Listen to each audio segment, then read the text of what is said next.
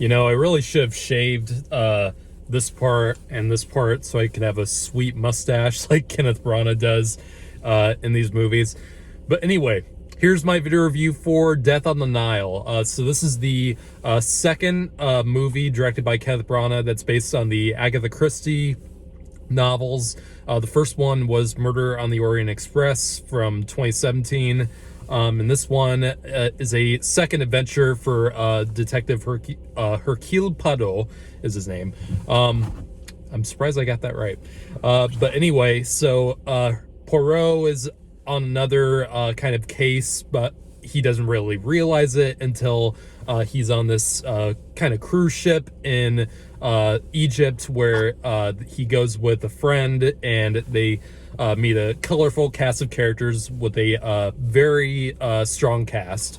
And someone dies. I obviously won't say who dies, but and then betrayal, discovery, and a mystery is afoot in this new adventure for Poirot.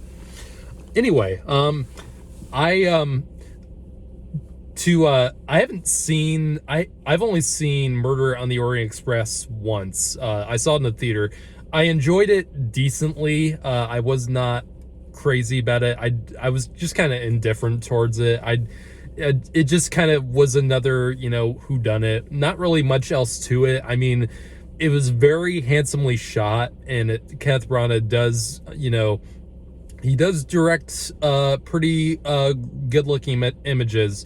I just didn't really care about the characters that much, and I just kind of felt like the pacing was kind of stagnant all throughout. One thing I'll say about this movie, I think this movie, Death on the Nile, is actually an improvement slightly over the formula that Murder on the Orient Express set up. And I think it's because I think the pacing in this movie is slightly better, because things escalate more in this movie. There's more of a constant build up, there's more going on in this movie. And I kind of like that.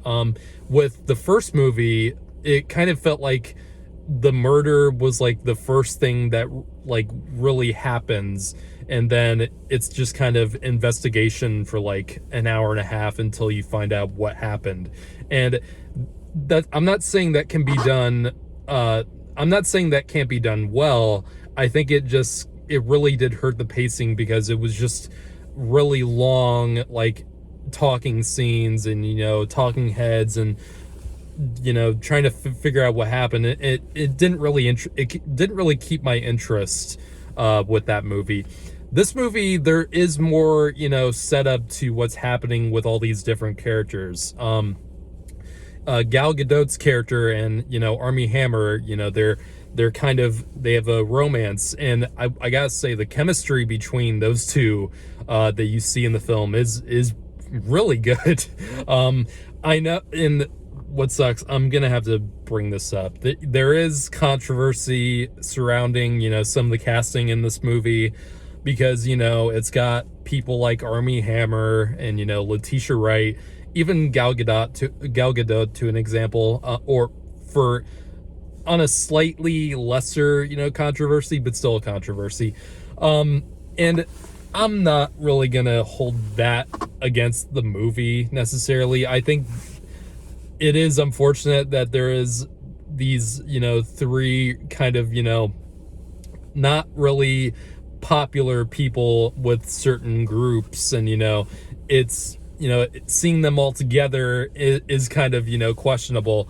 But I'm not really going to talk about that. I just am going to talk about what played on screen in the movie, not really try to place it in the context of our reality.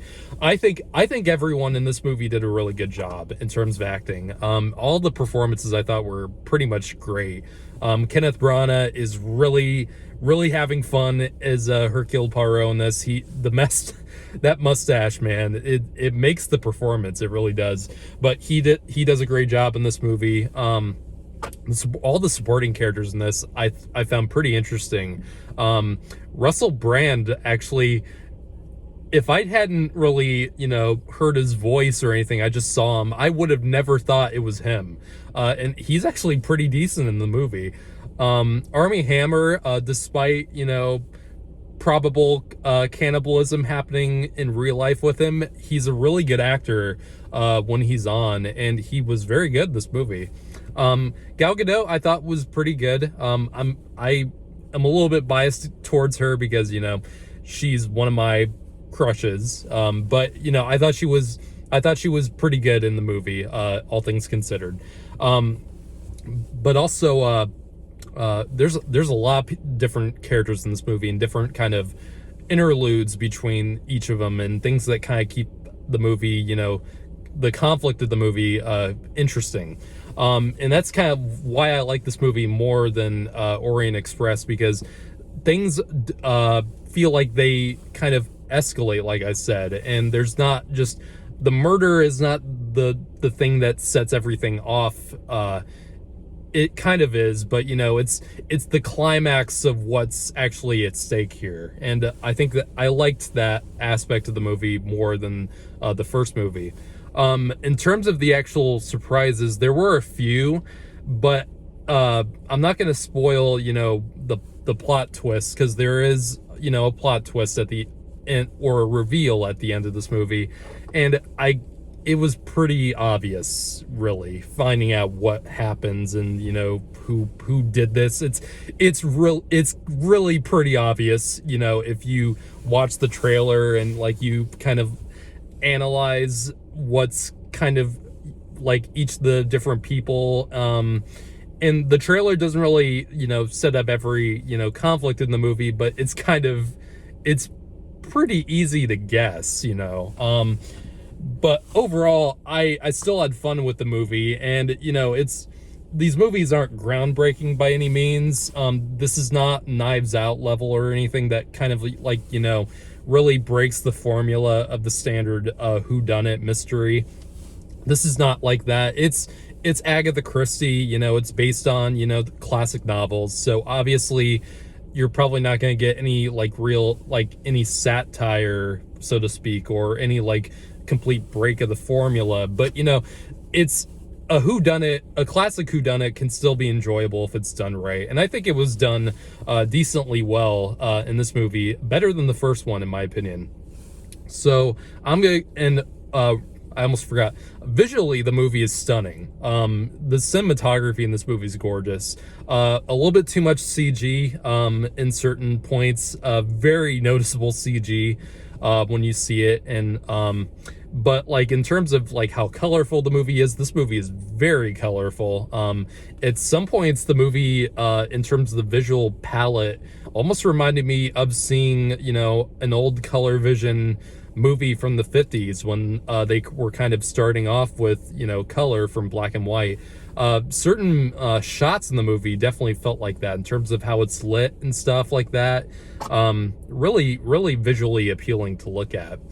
I did notice this, some of the sound mixing in the movie, at least in my theater that I saw it in, I saw this in IMAX. I don't know if anyone is talking about this at all, but some of the sound mixing did kind of distract me a bit. Some points would be some of the audio or dialogue would be in the left speaker, and then it would kind of move in between shots, or something like that. It didn't always line up properly for my theater. I don't know if that applies with any of the other auditoriums it's playing in, but it did distract me a bit. I'm not gonna lie about that. But overall, I thought the movie was a fun time. I did have fun with it. It's certainly not gonna be in my top 10 of the year list, but